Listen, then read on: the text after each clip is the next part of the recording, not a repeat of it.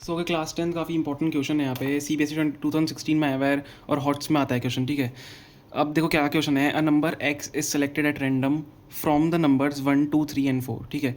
x number select किया from the numbers 1 2 3 and 4 में से, एंड अनादर नंबर y, ठीक है, अलग से y is selected from the numbers 1 4 9 16, ठीक है। Find the probability that the product of x and y is less than 16। हमें क्या करना है, x और y का जो प्रोडक्ट होगा, ये x और y जो हमें गिवन है क्वेश्चन के अंदर, उनका जो प्रोडक्ट है हमें लेस देन 16 की प्रोबेबिलिटी फाइंड करनी है, ठीक है। तो देखो क्या कैसे प्रोबेबिलिटी फाइंड करेंगे। सबसे पहले हमें क्या करना पड़ेगा, टोटल नंबर ऑफ आउटकम्स निकालने पड़ेंगे। टोटल नंबर ऑफ आउटकम्स हमारे कितने हो जाएंगे।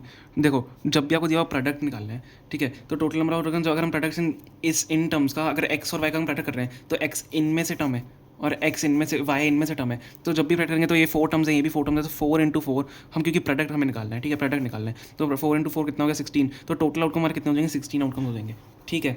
अब हमें क्या निकालना है, product less than 16, X and Y का जो प्रोडक्ट होगा लेस देन 16 होगा। तो हमारे जो फेवरेबल आउटकम्स होंगे, ठीक है, जो कि है product of X and Y less than 16, ठीक है। तो हमें ये यहाँ पे कैलकुलेट करना है। देखो ध्यान से देखना, मैं नंबर सबसे पहले लिख दूंगा 1 2 3 4 हमारे एक्स के नंबर्स हैं, और वाई के नंबर हमारे क्या है 1 4 9 16। देखो ध्यान से देखना, अगर हम इनमें देखें, हमें प्रोडक्ट लेस देन 16 चाहिए एक्स और वाई का, तो सबसे पहले हमको 1 इंटू 1 ही दिख रहा है, ठीक है। तो हम इस टाइप से प्रोडक्ट करेंगे, ध्यान से देखना बिल्कुल। सबसे पहले बना देते हैं 1 इंटू 1, ठीक है। ए वाला 1 इससे मल्टीप्लाई एक्स का, देन 1 इंटू 4, 1 इंटू 4, ठीक है, प्रोडक्ट लेस देन 16 चल रहा है।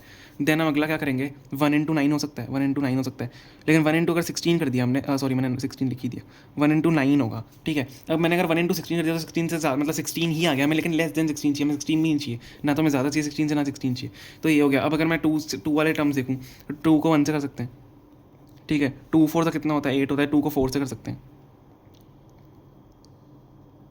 ठीक है, 2 को 4 से कर सकते हैं। अगली हमारी टर्म क्या ले सकते हैं हम, देखो अब 2 को अगर मैंने 9 से कर दिया था 18 आ जाएगा, आधी आ जाएगा। 3 वाले ले लो टर्म, तो 3 को हम 1 से कर सकते हैं, 3 को 4 से भी कर सकते हैं, 3 4 से 12 होता है क्योंकि, ठीक है। और अब देखो लास्ट हमारी 4 बचती है एक्स वाली, तो 4 को बस हम 1 से ही कर सकते हैं, क्योंकि 4 4 16 ही हो जाता है।